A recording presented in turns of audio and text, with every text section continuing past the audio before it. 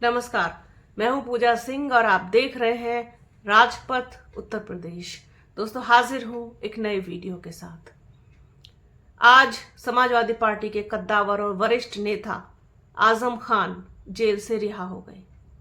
Sitapur jail से जब वो बाहर आए तो बेहद भावुक नजर आए। 23 महीने जेल में गुजारने के बाद खराब स्वास्थ्य के साथ किसी भी इंसान का इस तरीके से बाहर आना, जेल के बाहर, वो भावुक कर ही देगा उसको। साथ ही साथ एक बड़ा हुजूम उनके साथ, उनके पीछे पीछे था, उनके समर्थकों का, उनके प्रशंसकों का। जैसे ही आजम खान बाहर आए, फिर से मेन स्ट्रीम मीडिया से लेकर और यूट्यूब की दुनिया में फिर से एक खबर तैरने लग गई और बहुत जोर शोर से कि आजम खान जो है वो समाजवादी पार्टी छोड़ करके और बसपा में शामिल हो गए हैं, हाथी पर सवार हो गए हैं। आजम खान ने छोड़ दी समाजवादी पार्टी और शामिल हो गए बसपा में। क्या समाजवादी पार्टी छोड़ेंगे आजम खान? क्या बसपा में शामिल होंगे? किसके साथ जाएंगे? अरे भाई, अभी तक किसी का भी कोई भी स्टेटमेंट, बयान नहीं आया है।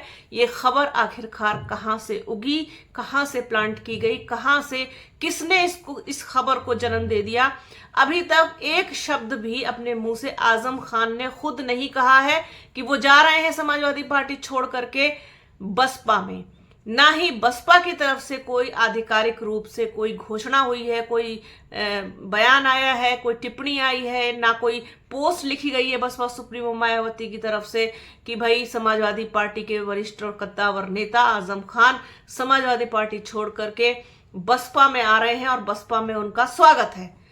अभी तक कुछ नहीं हुआ। ये सब अपने आप से, आप थंब देखिए ऐसे ऐसे कि आजम खान की फोटो लगाई है, उसमें अखिलेश यादव की लगाई है, बसपा सुप्रीमो की लगाई है, चंद्रशेखर आजाद की लगाई है। बस चलता तो भारतीय जनता पार्टी के भी किसी नेता के लगा देते, या तो योगी आदित्यनाथ के लगा देते, या फिर प्रधानमंत्री मोदी की लगा देते। तो कुछ भी चल रहा है, कुछ भी चला रहे हैं, कुछ भी सोच रहे हैं, अपने मन से मन गढ़ंत कुछ भी बना रहे हैं। जब वो आजम खान जेल से बाहर आए तो मीडिया ने उनसे पूछा कि क्या आप बसपा में शामिल होने जा रहे हैं या बसपा में जाएंगे। उनका साफ तौर पर यही कहना था कि भाई, जिसने ये बात आपसे कही है आप उसी से पूछिए कि क्या मैं बसपा में जा रहा हूं। तो जिस व्यक्ति के बारे में ये खबर चल रही है वो जब खुद कह रहे हैं इस तरीके से, तो फिर अभी तक कोई भी ऐसी न्यूज नहीं आई है।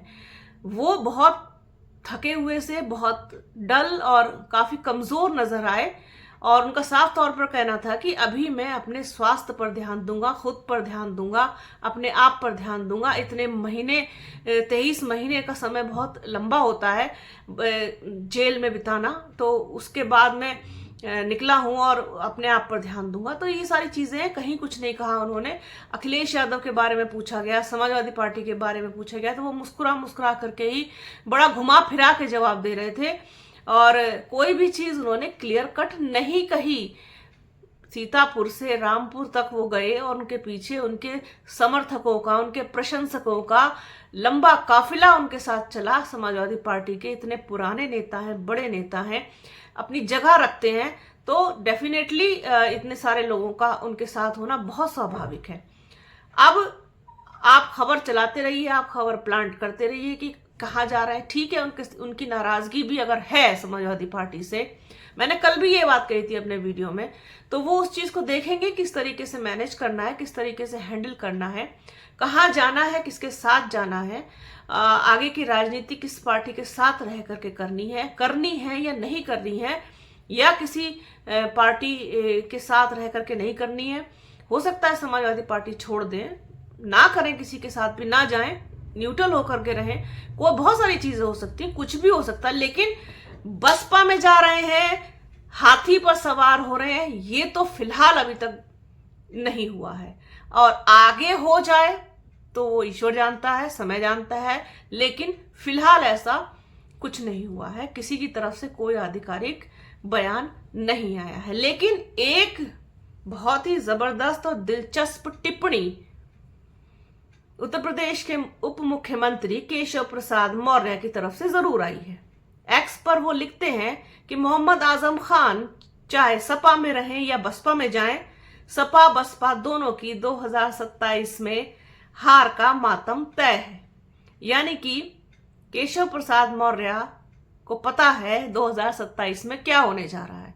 सपा और बसपा दोनों ही अपनी हार का मातम मनाएंगी, ऐसा कहना है केशव प्रसाद मौर्य का। आप उनका ट्विटर हैंडल एक्स जो है वो जाकर के देख सकते हैं। उन्होंने ये पोस्ट लिखी है आजम खान के जेल से रिहा होने के बाद।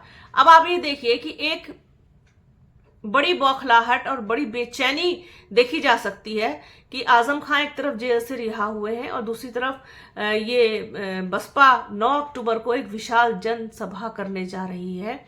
ये आखिरकार चल क्या रहा है? एक सपोर्ट सिस्टम कह लीजिए या जो भी कह लीजिए, उनको लग रहा होगा कि समाजवादी पार्टी के लिए आजम खान का बाहर आ जाना एक बहुत मजबूत उनके लिए वो है। बल्कि जिस तरीके से आजम खान जेल में थे तो लोगों की सिंपैथी और ज्यादा थी, और अब जेल से बाहर आ गए तो शायद ये दुगनी हो सकती है। दूसरी तरफ बसपा 9 अक्टूबर को इतनी विशाल जनसभा करने जा रही है जिसमें लाखों की संख्या में उसके समर्थकों के पहुंचने की पूरी उम्मीद है।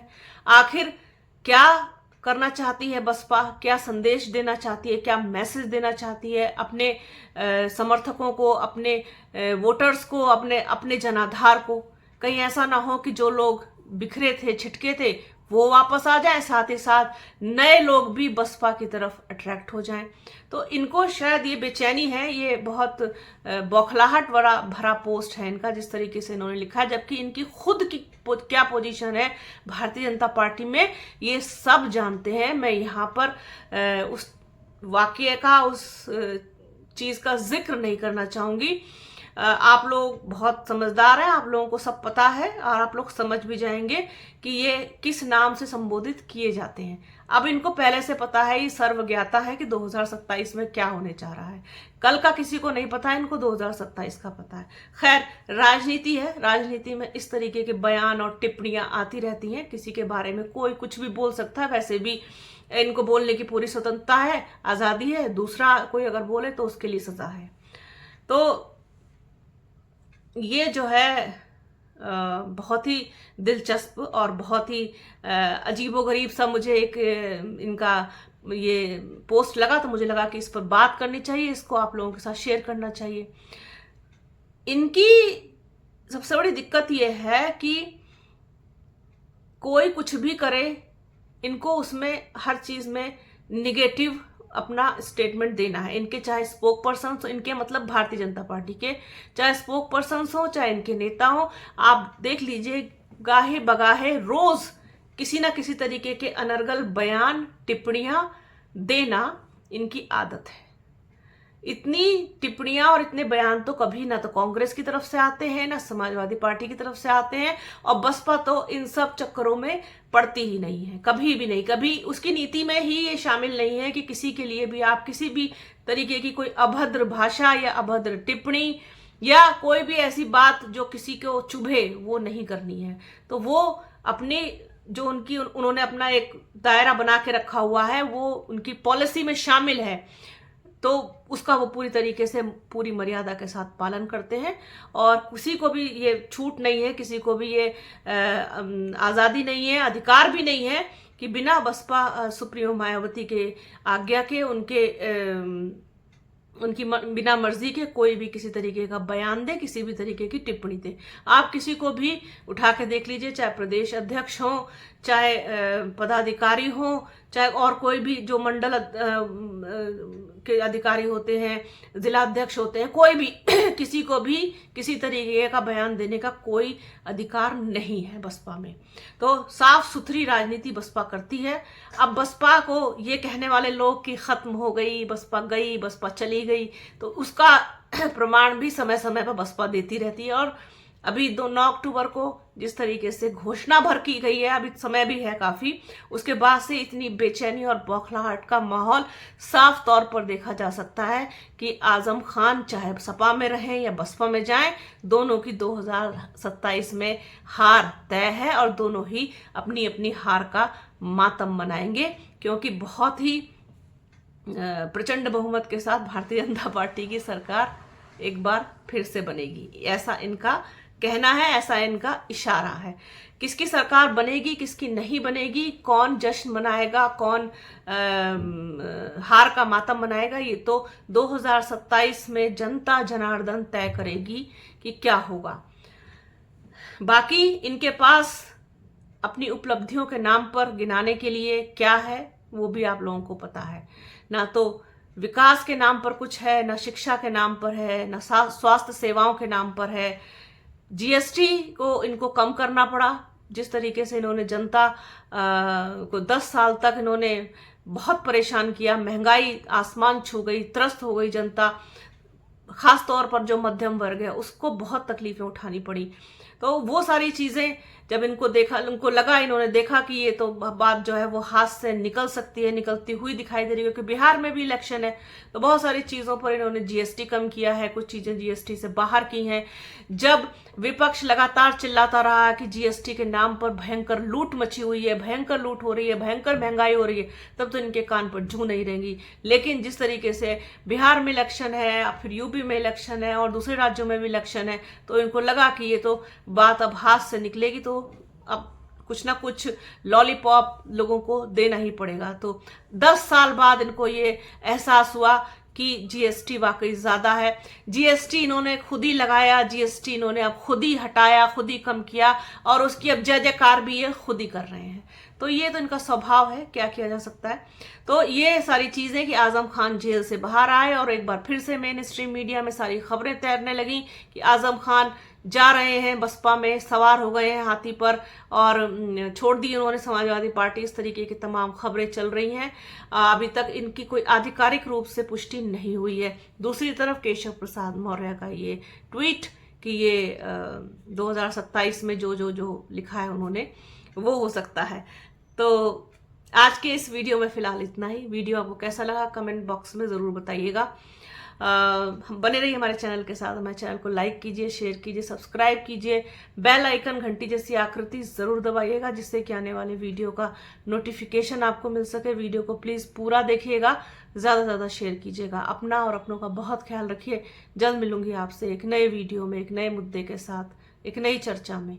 तब तक के लिए जय हिंद।